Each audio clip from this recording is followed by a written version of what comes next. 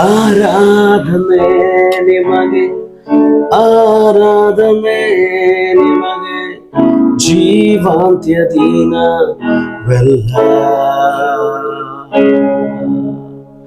ಆರಾಧನೆ ನಿಮಗೆ, ಆರಾಧನೆ ನಿಮಗೆ, ಬದುಕಿರುವ ಕ್ಷಣವೆಲ್ಲ. ಆರಾಧನೆ ನಿಮಗೆ, ಆರಾಧನೆ ನಿಮಗೆ, ನನ್ನಾತ್ಮ ಪ್ರಾಣದಿಂದ. ಆರಾಧನೆ ನಿಮಗೆ, ಆರಾಧನೆ ನಿಮಗೆ, ನನ್ನಾತ್ಮ ಪ್ರಾಣದಿಂದ.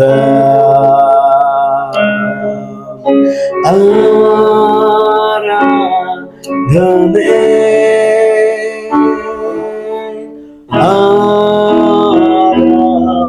ಆರಾಧನೆ,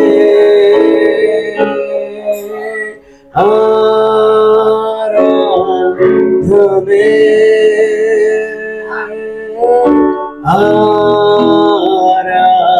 ಆರಾಧನೆ. ನನ್ನನ್ನು ನಡೆಸುವೆ, ನನ್ನನ್ನು ಕಾಯುವೆ, ನಿಮಗೆ ಆರಾಧನೆ. ಹೌದಪ್ಪ. ಓ, ನನ್ನನ್ನು ನಡೆಸುವೆ, ನನ್ನನ್ನು ಕಾಯುವೆ, ನಿಮಗೆ ಆರಾಧನೆ. ನನ್ನ ಕಣ್ಣೀರ ನೀವೊರೆಸುವೆ, ನಿಮಗೆ ಆರಾಧನೆ. ನನ್ನ ಕಣ್ಣೀರ ನೀವೊರೆಸುವೆ, ನಿಮಗೆ ಆರಾಧನೆ. ಅಪ್ಪ, ನಿಮಗೆ ಆರಾಧನೆ ಸಲ್ಲಿಸುತ್ತೇವೆ. ಆರಾಧನೆ,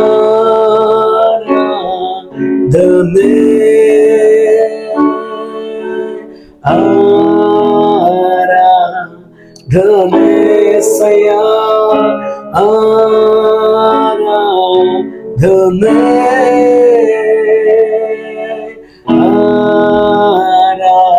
ಆರಾಧನೆ, ಆರಾಧನೆ ನಿಮಗೆ, ಆರಾಧನೆ ನಿಮಗೆ, ನನ್ನಾತ್ಮ ಪ್ರಾಣದಿಂದ. ಆತ್ಮದಿಂದ ನಿಮ್ಮನ್ನು ಆರಾಧಿಸ್ತೇವೆ. ಆರಾಧನೆ ನಿಮಗೆ, ಆರಾಧನೆ ನಿಮಗೆ, ನನ್ನಾತ್ಮ ಪ್ರಾಣದಿಂದ. ಕರೆಗಳನ್ನು ಚಾಚಿ ದೇವರೇ ನಿಮ್ಮನ್ನು ಆರಾಧಿಸ್ತೇವೆ. ಆರಾಧನೆ ಸಯ, ಆರಾಧನೆ ತಂದೆ, ಆರಾಧನೆ ಆತ್ಮನೇ, ಆರಾಧನೆ ಸ್ವಾಮಿ. ಈ ದಿನದ ತನಕ ನೀವು ನಮ್ಮನ್ನ ನಡೆಸಿದ್ದೀರಾ. ಈ ದಿನದ ತನಕ ನೀವು ನಮ್ಮ ಕಣ್ಣೀರನ್ನ ಒರೆಸಿದ್ದೀರಾ. ಪ್ರತಿಯೊಂದು ಹೆಜ್ಜೆಯಲ್ಲಿಯೂ ಒಂದು ಕ್ಷಣವಾದ್ರೂ ನಮ್ಮನ್ನ ಮರೆಯದೆ, ಒಂದು ಗಳಿಗೆ ಆದರೂ ನಮ್ಮನ್ನ ಕೈ ಬಿಡದೆ ದೇವರೇ, ತಾಯಿಯಾಗಿ ನಮ್ಮನ್ನು ನಡೆಸಿದ್ದೀರಾ, ತಂದೆಯಾಗಿ ನೀವು ನಮ್ಮನ್ನು ನಡೆಸಿದ್ದೀರಾ. ಮುಂದೆಯೂ ನೀವೇ ನಮ್ಮನ್ನು ನಡೆಸ್ತೀರಾ. ಅದಕ್ಕಾಗಿ ಸ್ತೋತ್ರ, ಸ್ತೋತ್ರ. ಯೇಸುವಿನ ನಾಮದಲ್ಲಿ ತಂದೆ, ಕೂಡಿ ಬಂದಿರುವಂತ ಎಲ್ಲ ನಿನ್ನ ಪ್ರಿಯರಿಗಾಗಿ, ನಿನ್ನ ಮಕ್ಕಳಿಗಾಗಿ ಪ್ರಾರ್ಥಿಸ್ತೇವೆ. ದೇವರು ಕೂತಿರುವಂತ ಸ್ಥಳದಲ್ಲಿ ನಿಮ್ಮ ಸಾನ್ನಿಧ್ಯ ತುಂಬಿಕೊಳ್ಳಲಿ. ಅವರಿರುವಂತ ಮನೆಗಳಲ್ಲಿ ಪರಲೋಕದ ಮಹಿಮೆ, ಪರಲೋಕದ ಅಭಿಷೇಕ ಆವರಿಸಿಕೊಳ್ಳಲಿ ಸ್ವಾಮಿ. ಪ್ರಾರ್ಥನೆಗಳನ್ನು ಕೇಳಿದಕ್ಕಾಗಿ ಸ್ತೋತ್ರ. ಯೇಸುವಿನ ನಾಮದಲ್ಲಿ ಪ್ರಾರ್ಥಿಸಿ ಬೇಡಿ ಹೊಂದಿದ್ದೇವೆ ಪರಲೋಕದ ತಂದೆ. ಆಮೇನ್, ಆಮೇನ್. ಬನ್ನಿ ಪ್ರಿಯರೇ, ದೇವರ ವಾಕ್ಯವನ್ನು ಎಲ್ಲರೂ ಸೇರಿ ಓದಿಕೊಳ್ಳೋಣ. ಈ ದಿವಸ ನಾವು ತಕ್ಕೊಂಡಿರುವಂತ ವಾಕ್ಯ ಭಾಗ ನ್ಯಾಯಸ್ಥಾಪಕರ ಪುಸ್ತಕ, ಅದರ 2ನೇ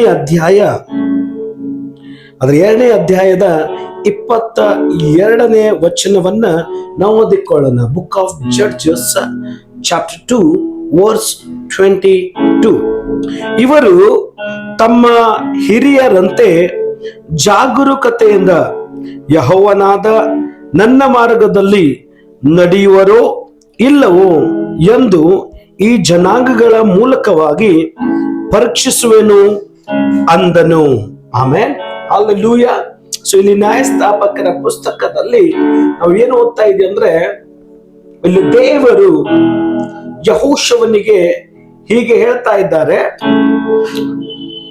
ಈಗ ನನ್ನ ಜನರನ್ನ ಇವರು ನನ್ನ ಆಜ್ಞೆಗಳನ್ನ ಕೈಗೊಂಡು ನಡೆಯುತ್ತಾರೋ ಇಲ್ಲೋ, ಸೊ ಇವರ ತಂದೆ ತಾಯಿಗಳು ಯಾವ ಮಾರ್ಗದಲ್ಲಿ ನಡೆದ್ರು ಆ ಮಾರ್ಗದಲ್ಲಿ ಇವ್ರು ನಡೀತಾರೋ ಇಲ್ಲೋ, ಅಬ್ರಹಾಮನು ಯಾವ ಮಾರ್ಗದಲ್ಲಿ ನಡೆದ, ಇಸಾಕನು ಯಾವ ಮಾರ್ಗದಲ್ಲಿ ನಡೆದ, ಯಾಕೋಬನು ಯಾವ ಮಾರ್ಗದಲ್ಲಿ ನಡೆದ, ಆ ಮಾರ್ಗದಲ್ಲಿ ಇವ್ರು ನಡೀತಾರೋ ಇಲ್ಲೋ ಅಂತ ದೇವರು ಕೆಲವು ಜನಾಂಗಗಳನ್ನ, ಕೆಲವೊಂದು ಶತ್ರುಗಳನ್ನ, ಕೆಲವೊಂದು ವೈರಿಗಳನ್ನ ನಾನು ಏನ್ ಮಾಡ್ತೇನೆ, ಇವ್ರ ಮುಂದೆ ಇಡುತ್ತೇನೆ. ಇವರು ಅಬ್ರಹಾಮನ ಹಾಗೆ ಅಥವಾ ಇವರ ಪೂರ್ವಿಕರ ಹಾಗೆ, ಇವರ ತಂದೆ ತಾಯಿಗಳ ಹಾಗೆ ನನ್ನ ಮಾರ್ಗದಲ್ಲಿ ನಡೀತಾರೋ ಇಲ್ಲೋ ಅಂತ ನಾನು ಪರೀಕ್ಷಿಸ್ತೇನೆ. ಆಮೇಲೆ ನ್ಯಾಯಸ್ಥಾಪಕರ ಪುಸ್ತಕ ಬರುವಾಗ ನಾವು ವಾಕ್ಯದಲ್ಲಿ ನೋಡ್ತೇವೆ ಪ್ರಿಯರೇ, ಅಲ್ಲಿಯೂ ಕೂಡ ಕೆಲವೊಂದು ಬೇಡವಾದ ಸಂಗತಿಗಳು ಇರುವುದನ್ನು ನಾವು ಕಾಣುತ್ತೇವೆ. ಅಲ್ಲಿ ದುಷ್ಟತನ ಇದೆ, ಅಲ್ಲಿ ವ್ಯಭಿಚಾರ ಇದೆ, ಅಲ್ಲಿ ಲೌಕಿಕವಾದ ಸಂಗತಿಗಳಿವೆ, ಅಲ್ಲಿ ಆಡಂಬರ ಇದೆ, ಎಲ್ಲಾ ರೀತಿಯ ಕಣ್ಣಿಗೆ ಆಕರ್ಷಣೆ ಆಗುವಂತ ಸಂಗತಿಗಳಿವೆ. ಸೊ ಅದನ್ನ ನಾನು ಇವ್ರ ಮುಂದೆ ಇಡ್ತೇನೆ ಅಂತ ದೇವರು ಹೇಳ್ತಾ ಇದ್ದಾರೆ. ಇಟ್ಟು ನಾನು ಇವ್ರನ್ನ ಪರೀಕ್ಷಿಸ್ತೇನೆ, ಇವರು ನನ್ನ ಮಾರ್ಗದಲ್ಲಿ ನಡೀತಾರ ಅಥವಾ ಆ ದುಷ್ಟರ ಮಾರ್ಗದಲ್ಲಿ ನಡೀತಾರ. ಆಮೇಲೆ ದೇವ್ರು ಹೇಳ್ತಾ ಅದನ್ನ ನಾನು ಅವ್ರನ್ನ ಪರೀಕ್ಷಿಸ್ತೇನೆ. ಏನ್ ಮಾಡ್ತಾನೆ? ಪರೀಕ್ಷಿಸ್ತೇನೆ. ಪ್ರಿಯರೇ, ಇಲ್ಲಿ ದೇವರು ತಾನೇ, ಯಾರು? ದೇವರು ತಾನೇ ಹೇಳ್ತಾ ಇದ್ದೇನೆ, ನಾನು ಇವ್ರನ್ನ ಪರೀಕ್ಷಿಸ್ತೇನೆ. ಆಮೇಲೆ ಹಿಂಗಾಗ್ಲಿಕ್ಕೆ ಸಾಧ್ಯನಾ? ದೇವ್ರ ಪರೀಕ್ಷೆ ಮಾಡ್ಲಿಕ್ಕೆ ಸಾಧ್ಯನಾ? ಹೌದಾ? ಪರೀಕ್ಷೆ ದೇವರು ಮಾಡುವುದಾಗಿದ್ರೆ ಯಾಕೆ ಮಾಡ್ತಾನೆ ಪರೀಕ್ಷೆ?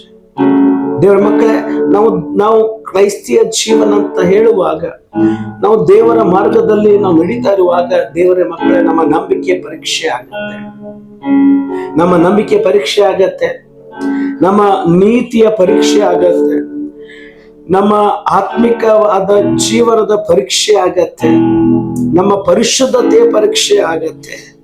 ದೇವರು ನಮ್ಮನ್ನ ಪರೀಕ್ಷಿಸ್ತಾನೆ. ಕೆಲವು ಸರ್ ನಾವು ಅಂತಿರ್ತೀವಿ, ಪಾಸ್ಟ್ರೆ ಯಾಕೆ ಈ ತೊಂದರೆ ಬರ್ತಾ ಇದೆ ಪಾಸ್ಟ್ರೆ, ಯಾಕೆ ಕಷ್ಟ ಬರ್ತಾ ಇದೆ ಪಾಸ್ಟ್ರೆ ಅಲ್ವಾ? ನಾವು ಎಲ್ಲರೂ ಸೇರಿ ಅಂತ ಇರ್ತೀವಿ. ಅನೇಕ ಶೋಧನೆಗಳು ದೇವರ ಮಕ್ಕಳಿಗೆ, ಅನೇಕ ಹೋರಾಟಗಳು ದೇವರ ಮಕ್ಕಳಿಗೆ, ಅನೇಕ ನಿಂದೆಗಳು ದೇವರ ಮಕ್ಕಳಿಗೆ. ಕೆಲವು ಸಾರಿ ನೀವು ಮತ್ತು ನಾವು ಏನು ತಪ್ಪು ಮಾಡಿರದೇ ಇಲ್ಲ, ಆದ್ರೂ ಕೂಡ ತಪ್ಪಾದಂತ ಒಂದು ಸಾಕ್ಷಿಗಳು ಅಲ್ವಾ, ತಪ್ಪಾದಂತ ಒಂದು ಅವಮಾನಗಳು ನಮ್ಮ ಮೇಲೆ ಹಾಕಲಾಗ್ತದೆ. ದೇವರು ಹೇಳ್ತಾ ಇದ್ದಾನೆ, ನಾನು ಅವರನ್ನ ಪರೀಕ್ಷಿಸ್ತೇನೆ. ಆದ್ರೆ ನನ್ನ ಪ್ರಶ್ನೆ, ನಿಮ್ಮ ಪ್ರಶ್ನೆ, ಯಾಕೆ ಪರೀಕ್ಷೆ ಯಾಕೆಂದ್ರೆ, ಒಂದು ಮಾತನಾಡಬೇಕಾದ್ರೆ, ದೇವರ ಮಕ್ಕಳಿಗೆ ಬರುವಂತ ಪ್ರತಿಯೊಂದು ಪರೀಕ್ಷೆ ನಮ್ಮನ್ನ ನಾಶ ಮಾಡುವುದಕ್ಕಾಗಿ ಅಲ್ಲ, ನಮ್ಮನ್ನ ಪ್ರಮೋಟ್ ಮಾಡುವುದಕ್ಕಾಗಿ, ನಮ್ಮನ್ನ ಹಾಳು ಮಾಡುವುದಕ್ಕಾಗಿ ಅಲ್ಲ, ನಮ್ಮನ್ನ ಉದ್ಧರಿಸುವುದಕ್ಕಾಗಿ, ನಮ್ಮನ್ನ ಏನಪ್ಪಾ ಅಂದ್ರೆ ನಮಗೆ ಕೇಡು ಮಾಡುವುದಕ್ಕೆ ಅಲ್ಲ, ಆದ್ರೆ ನಾವು ಒಂದು ಮಟ್ಟದಿಂದ ಇನ್ನೊಂದು ಮಟ್ಟಕ್ಕೆ ದಾಟುವುದಕ್ಕಾಗಿ, ಒಂದು ಹಂತದಿಂದ ಮತ್ತೊಂದು ಹಂತಕ್ಕೆ ದಾಟುವುದಕ್ಕಾಗಿ ಪರೀಕ್ಷೆ. ಆಮೇಲೆ ನಿಮಗೇನಿಸುತ್ತೆ, ನಾವು ಮಾತ್ರ ಪರೀಕ್ಷೆಯಲ್ಲಿ ಇದ್ದಾವ? ಇಲ್ಲ.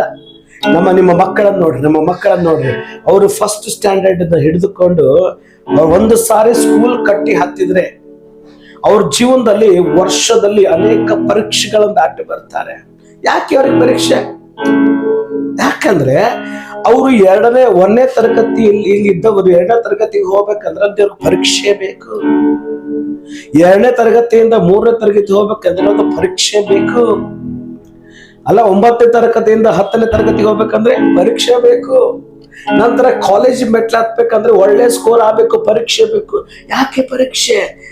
ನಿನ್ನನ್ನ ದೇವರು ಮುಂದಿನ ಹಂತಕ್ಕೆ ಪ್ರಮೋಟ್ ಮಾಡೋದಕ್ಕಾಗಿ. ಯಾಕೆ ನಮಗೆ ಹೋರಾಟ? ಯಾಕಂದ್ರೆ ನಿನ್ನ ಎಬಿಲಿಟಿ ಏನಿದೆ, ನಿನ್ನ ಕ್ಷಮತೆ ಏನಿದೆ, ನಿನ್ನ ಟ್ಯಾಲೆಂಟ್ ಏನಿದೆ ಅಂತ ಹೆಂಗ್ ಗೊತ್ತಾಗೋದು? ನೀನು ನಿನ್ನ ಜೀವನದಲ್ಲಿ ಕೆಲವೊಂದು ಪರಿಸ್ಥಿತಿಗಳು ಬರುವಾಗಲೇ ಗೊತ್ತಾಗೋದು. ದಾವೀದನಲ್ಲಿ ಆ ಕ್ಷಮತೆ ಇದೆ ಅಂತ ಎಲ್ಲ ಜನರು ನೋಡ್ಬೇಕಾಗಿತ್ತು. ಆ ಕಾರಣದಲ್ಲೇ ದಾವೀದನ ಮುಂದೆ ದೇವರು ಗೋಲಿಯಾತ ಅನ್ನುವಂತ ಒಬ್ಬ ವ್ಯಕ್ತಿನ ತಂದು ನಿಲ್ಲಿಸಿ ದಾವೀದನನ್ನ ಪರೀಕ್ಷೆಗೆ ಒಳಪಡಿಸಿದ. ಯಾವಾಗ ದಾವೀದ ಗೋಲಿಯಾತನ ಹೊಡೆದ, ಅವಾಗ ಅಲ್ಲಿರುವಂತ ಎಲ್ಲ ಜನರ ದೃಷ್ಟಿಯಲ್ಲಿ ಅವನ ದಾವೀದನ ಕ್ಷಮತೆ ಗೊತ್ತಾಯ್ತು, ಅವನ ಬಲ, ಅವನ ಸ್ಟ್ರೆಂತ್ ಏನಾಯ್ತು ಗೊತ್ತಾಯ್ತು. ಆಮೇಲೆ ಪ್ರಿಯರೇ, ನಿಮ್ಮೊಳಗಡೆ ದೇವರ ಬಲ ಕಾಣಿಸ್ಕೊಳ್ಬೇಕಾಗಿರೋದಾಗಿದ್ರೆ, ನಿಮ್ಮೊಳಗಿನಿಂದ ಒಂದು ಅಭಿಷೇಕ ಹೊರಗಡೆ ಬರಬೇಕಾಗಿರೋದಾಗಿದ್ರೆ, ನಿಮ್ಮೊಳಗಡೆ ದೇವರ ಮಹಿಮೆ ಪ್ರಕಟವಾಗಬೇಕಾಗಿರೋದಾಗಿದ್ರೆ, ಕೆಲವೊಂದು ಹೋರಾಟಗಳು ನಮ್ಮ ಜೀವನದಲ್ಲಿ ಬರ್ತವೆ.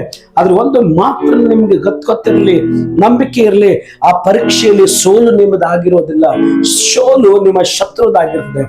ದೇವರು ನಿಮ್ಮನ್ನ ಮುಂದಿನ ಹಂತದ ಆಶೀರ್ವಾದಕ್ಕೆ ಕರೆದೊಯ್ಯಬೇಕಾಗಿರುವುದಾಗಿದ್ರೆ ಅಲ್ಲಿ ಕೆಲವೊಂದು ಪರೀಕ್ಷೆಗಳು, ಪರಿಶೋಧನೆಗಳು ಬರ್ತವೆ. ಆಮೇಲೆ ಹಲ್ಲೆಲೂಯಾ. ಒಂದು ಚಿಕ್ಕ ಘಟನೆ ಹೇಳಿ ನಾನು ಮುಗಿಸ್ಕೊಳ್ತೀನಿ. ಆಮೇಲೆ ಒಂದು ಸಾರಿ ಏನಾಯ್ತಂದ್ರೆ, ಒಂದು ಪಟ್ಟಣದಲ್ಲಿ ದೊಡ್ಡ ಐಶ್ವರ್ಯವಂತರಿದ್ದ, ಬಹಳ ಐಶ್ವರ್ಯವಂತ, ಸಾಕಾದಷ್ಟು ನಮ್ಮ ಮನೆಯಲ್ಲಿ ಹಣ ಇತ್ತು, ಬೆಳ್ಳಿ ಇತ್ತು, ಐಶ್ವರ್ಯ ಇತ್ತು, ಬೆಳ್ಳಿ ಬಂಗಾರ ಇತ್ತು. ಒಂದು ದಿವಸ ಏನ್ ಮಾಡ್ತಾನಂದ್ರೆ, ಇವನು ಒಳ್ಳೆ ಕರುಣೆ ಉಳ್ಳುವಂತ ವ್ಯಕ್ತಿ, ವಿಶಾಲ ಹೃದಯಗಳನ್ನು. ಒಂದು ದಿವಸ ತನ್ನ ಕಾರಲ್ಲಿ ಅವನು ಏನ್ ಮಾಡ್ತಾನಂದ್ರೆ, ಒಂದು ಎರಡು ಬ್ಯಾಗ್ಗಳಲ್ಲಿ ತುಂಬಾ ಹಣವನ್ನು ತುಂಬಿಕೊಂಡು ಆತನೇ ಮಾಡ್ತಾನೆ. ಆತನು ಕಾರ್ನಲ್ಲಿ ತನ್ನ ಮನೆಯಲ್ಲಿರುವಂತ ಟಿವಿಯನ್ನ, ಒಂದು ಟಿವಿ ಅಂಗಡಿ ಹೋಗುವಾಗ ಒಂದು ಟಿವಿ ಅಂಗಡಿ ನೋಡ್ತಾನೆ. ತನ್ನ ಮನೆಯಲ್ಲಿರುವಂತ ಟಿವಿಯ ಒಂದು ವೈರ್ನ ಕಟ್ ಮಾಡಿ ಅವನು ಅನ್ಕೊಳ್ತಾನೆ, ನಾ ಟಿವಿಯನ್ನ ಒಯ್ದು ಟಿವಿ ಅಂಗಡಿಗೆ ಕೊಡ್ತೀನಿ ರಿಪೇರಿ ಮಾಡೋದಕ್ಕಾಗಿ, ಅವನನ್ನ ಪರೀಕ್ಷಿಸ್ತೀನಿ ಅಂತ ಹೇಳಿ ಅವನೇ ತನ್ನ ಮನೆಯಲ್ಲಿ ಟಿವಿ ವೈರನ್ನ ಕಟ್ ಮಾಡಿ ಒಯ್ದು ಆ ಟಿವಿ ಶಾಪ್ನಾಗ ಕೊಡ್ತಾನೆ, ರಿಪೇರಿ ಶಾಪ್ನಾಗೆ. ಆ ಟಿವಿ ಶಾಪ್ನವನು ನೋಡ್ತಾನೆ, ಇವನು ಕಾರಲ್ಲಿ ಬಂದದ್ದು ನೋಡ್ತಾನೆ, ನೋಡ್ಲಿಕ್ಕೆ ಬಹಳ ಐಶ್ವರ್ಯವಂತನಾಗಿದ್ದರೆ ನೋಡ್ತಾನೆ. ಅವ್ನು ಹೇಳ್ದ, ಸರ್ ಒಂದು 2 ದಿನ ನನಗೆ ಕೊಡಿ, ನಾನು ಇದರ ರಿಪೇರಿ ಮಾಡಿಕೊಡ್ತೀನಿ. ಸೊ ಎರಡು ದಿನ ಆದ ನಂತರ ಇವನು ಈ ವ್ಯಕ್ತಿ ಹೋಗ್ತಾನೆ, ಸರ್ ನಿಮ್ಮ ಟಿವಿ ರಿಪೇರಿ ಆಗಿದೆ, ಇದ್ರದ್ದು ಖರ್ಚು 7,000 ರೂಪಾಯಿ ಆಗಿದೆ ಅಂತ ಹೇಳ್ತಾನೆ. ಅವಾಗ ಈ ವ್ಯಕ್ತಿ 7,000 ರೂಪಾಯಿ ಕೊಟ್ಟು ಆ ಟಿವಿ ತಗೊಂಡ್ ಬರ್ತಾನೆ. ಆದ್ರೆ ಸತ್ಯ ಏನು, ಇವನೇ ವೈರ್ನ ಕಟ್ ಮಾಡಿದ್ದಾನೆ. ನಂತರ ಒಂದು ಫ್ರಿಡ್ಜ್ ಅಂಗಡಿ ನೋಡ್ತಾನೆ ಅವನು. ಆ ಫ್ರಿಡ್ಜ್ ಅಂಗಡಿ ನೋಡ್ತಾನೆ, ತನ್ನ ಮನೇಲಿರುವಂತ ಫ್ರಿಡ್ಜಿನ ವೈರ್ನ ಕಟ್ ಮಾಡ್ಕೊಂಡ್ಬಿಟ್ಟು ಏನು ಮಾಡ್ತಾನೆ, ಫ್ರಿಡ್ಜಿನ ಶಾಪಿಗೆ ಒಯ್ದು ಕೊಡ್ತಾನೆ, ನೋಡೋಣ ಪರೀಕ್ಷೆ ಮಾಡೋಣ ಅಂತ. ಅವನು ಕೂಡ ಏನ್ ಮಾಡ್ತಾನೆ, ಸರ್ 1 ವಾರ ಆಗತ್ತೆ, ನಂತರ ಬನ್ರಿ. ಸೊ 1 ವಾರ ಆದ ನಂತರ ಒಂದು ವ್ಯಕ್ತಿ ಹೋಗ್ತಾನೆ. ಹೋಗಿದ ನಂತರ ಹೇಳ್ತಾನೆ, ಈಗ ಇದ್ರೊಳಗಿಂದ ಒಂದು ಮುಖ್ಯವಾದಂತ ವಸ್ತು ಹೋಗಿತ್ತು, ಅದನ್ನ ಹಾಕಿದ್ದೀನಿ, 10,000 ರೂಪಾಯಿ ಬಿಲ್ ಆಗಿದೆ ಅಂತ. ಈ ವ್ಯಕ್ತಿ 10,000 ರೂಪಾಯಿ ಕೊಟ್ಟು ಮನೆಗೆ ತನ್ನ ಫ್ರಿಡ್ಜ್ ಅನ್ನು ತಗೊಂಡ್ ಬರ್ತಾನೆ. ಸತ್ಯ ನೋಡ್ರಿ ಏನಾಗ್ತಾ ಇದೆ, ಇವನೇನ್ ಮಾಡ್ತಾನೆ, ಪರೀಕ್ಷೆ ಮಾಡ್ತಾ ಇದ್ದಾನೆ. ಆಮೇಲೆ ನಂತರ ಇವೇನ್ ಮಾಡ್ತಾನಂದ್ರೆ, ಅವನು ತನ್ನ ಕಾರಲ್ಲಿ ಹೋಗುವಾಗ ಅವನು ತನ್ನ ಕಾರಿನ ಒಂದು ಗಾಲಿ ಚಕ್ರದ ಒಂದು ಗಾಳಿಯನ್ನ ಅವನೇ ತೆಗಿತಾನೆ. ತೆಗೆದು ನೋಡೋಣ ಈ ವ್ಯಕ್ತಿ ಏನು ಮಾಡ್ತಾನಂತ. ಸೊ ಹೋಗಿ ಅದನ್ನ, ಅಯ್ಯ ನೋಡಪ್ಪ ನಯ್ಯ, ನನ್ನ ಕಾರ್ ಪಂಚರ್ ಆಗಿದೆ, ಸ್ವಲ್ಪ ಪಂಚರ್ ತೆಗೆದು ಕೊಡಪ್ಪ ಅಂತ ಹೇಳ್ತಾನೆ. ಅವಾಗ ಆಯ್ತು ಸರ್ ಅಂತ ಈ ವ್ಯಕ್ತಿ ಏನ್ ಮಾಡ್ತಾನಂದ್ರೆ, ಕಾರ್ನ ಪಂಚರ್ ಗಾಲಿಯನ್ನು ಚೆಕ್ ಮಾಡ್ತಾನೆ. ಚೆಕ್ ಮಾಡಿದ ನಂತರ ಹೇಳ್ತಾನೆ, ಸರ್ ಇದಕ್ಕೆ ಇದ್ರದ್ದು ಪಂಚರ್ ಆಗಿಲ್ಲ, ಇದ್ರದ್ದು ಬರೀ ಗಾಳಿ ಮಾತ್ರ ಹೋಗಿದೆ, ನಾನು ಗಾಳಿ ಹಾಕೊಡ್ತೀನಿ. ಸೊ ಅವ್ನು ಗಾಳಿ ಹಾಕಿದ್ರೆ ಎಷ್ಟಾಯ್ತಪ್ಪ ಅಂತ ಹೇಳ್ತಾನೆ. ಈ ವ್ಯಕ್ತಿ ಹೇಳ್ತಾನೆ, ಏನು ಬೇಡ ಸರ್, ಇದು ಫ್ರೀ ಆಗಿದೆ, ನೀವು ಹೋಗ್ಬೋದು. ಆಮೇಲೆ ಅವಾಗ ಐಶ್ವರ್ಯವಂತ ಅನ್ಕೊಳ್ತಾನೆ, ಇವನು ನನಗಿರುವಂತ ಆಶೀರ್ವಾದಕ್ಕೆ, ನನ್ನಲ್ಲಿರುವಂತ ಹಣಕ್ಕೆ ಇವನು ಯೋಗ್ಯವಾದ ವ್ಯಕ್ತಿ ಅಂತ ಹೇಳಿ 2 ಬ್ಯಾಗ್ಗಳನ್ನ ತೆಗೆದು, ಅಯ್ಯ ಇದು ನಿನಗೋಸ್ಕರ, ಇನ್ನು ಮುಂದೆ ನೀನು ಈ ಪಂಚರ್ ಶಾಪ್ ಅನ್ನ ಬಿಟ್ಬಿಡು, ನಿನಗೆ ದೊಡ್ಡ ಬಿಸ್ನೆಸ್ ಅನ್ನ ನಿನ್ನ ತಲೆಯಲ್ಲಿ ಬರ್ತದೆ, ದೊಡ್ಡ ಬಿಸ್ನೆಸ್ ಮಾಡು ಅಂತ ತಾನು ತಂದಿರುವಂತ 2 ಬ್ಯಾಗ್ ಹಣವನ್ನ ಕೊಟ್ಟು ಅವನನ್ನ ಆಶೀರ್ವಾದ ಮಾಡಿ ಹೋಗ್ತಾನೆ. ಆಮೇಲೆ ಪ್ರಿಯರೇ, ದೇವರಿಂದ ಬರುವಂತ ಪರೀಕ್ಷೆ ಏನಿದೆಯಲ್ಲ, ನಮ್ಮನ್ನ ಬಹಳ ಎತ್ತರಕ್ಕೆ ಒಯ್ಯುವುದಕ್ಕಾಗಿ ಬರ್ತದೆ ವಿನಃ ನಮ್ಮ ಶತ್ರುಗಳ ಮುಂದೆ ನಮ್ಮ ತಲೆ ತಗ್ಗುವಂತೆ ಮಾಡುವುದಕ್ಕಾಗಿ ಬರುವುದಿಲ್ಲ.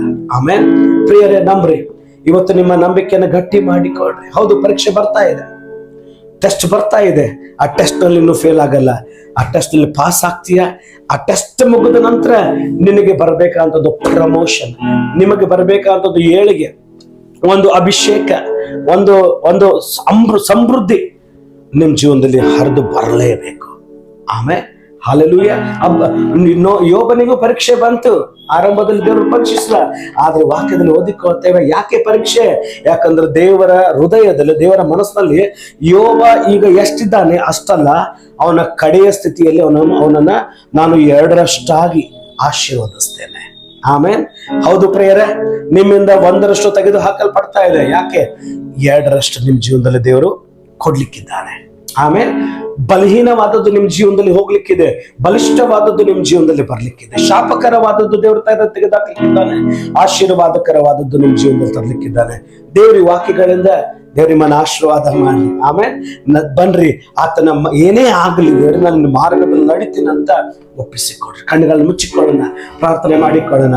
ಭೂಪರಲೋಕವನ್ನು ಉಂಟು ಮಾಡಿರುವಂತ ಸರ್ವಶಕ್ತನಾಗಿರುವಂತ ದೇವರೇ, ಹೌದು ಸ್ವಾಮಿ, ನೀನು ನಮ್ಮನ್ನ ಪರೀಕ್ಷೆಗೆ ಒಳಪಡಿಸುವಾಗ ನಮ್ಮಲ್ಲಿ ಒಬ್ಬರಾದ್ರೂ ದೇವರೇ ಫೇಲ್ ಆಗದಂತೆ ನಿನ್ನ ಮಹಾಕೃಪೆಯನ್ನು ಕೊಟ್ಟು, ನಿನ್ನ ಮಹಾದಯೆಯನ್ನು ಕೊಟ್ಟು, ನಿನ್ನ ಮಹಾಕರುಣೆಯನ್ನು ಕೊಟ್ಟು, ನಿನ್ನ ಮಹಾ ಸಾಮರ್ಥ್ಯ ಬಲವನ್ನ ಕೊಟ್ಟು, ಪವಿತ್ರಾತ್ಮನ ಮಾರ್ಗದರ್ಶನವನ್ನು ಕೊಟ್ಟು ನಮ್ಮ ಒಬ್ಬೊಬ್ಬರನ್ನ ನೀನು ನಡೆಸು ಎಂಬುದಾಗಿ ಪ್ರಾರ್ಥನೆ ಮಾಡ್ತಾ, ಸಲ್ಲಬೇಕಾದ ಮಹಿಮೆ ಘನತೆ ನಿಮಗೆ ಸಲ್ಲಿಸುತ್ತಾ, ಕೇಳ್ತಾ ಇರುವಂತ ನೋಡ್ತಾ ಇರುವಂತ ಪ್ರತಿಯೊಬ್ಬರ ಜೀವನಗಳನ್ನ 30ರಷ್ಟಲ್ಲ, 60ರಷ್ಟಲ್ಲ, 100ರಷ್ಟು, 1000ರಷ್ಟು ಹೇರಳವಾಗಿ ಆಶೀರ್ವಾದ ಮಾಡು. ಪ್ರಾರ್ಥನೆಗಳನ್ನು ಕೇಳಿದಕ್ಕಾಗಿ ಸ್ತೋತ್ರ ಸಲ್ಲಿಸ್ತಾ ಯೇಸು ಕ್ರಿಸ್ತನ ನಾಮದಲ್ಲಿ ಪ್ರಾರ್ಥಿಸಿದ್ದೇವೆ ಒಡೆಯ. ಆಮೆನ್. ಆಮೆನ್. ದೇವರ ನಿಮ್ಮನ್ನ ಬಹಳವಾಗಿ ಆಶೀರ್ವಾದ ಮಾಡಲಿ.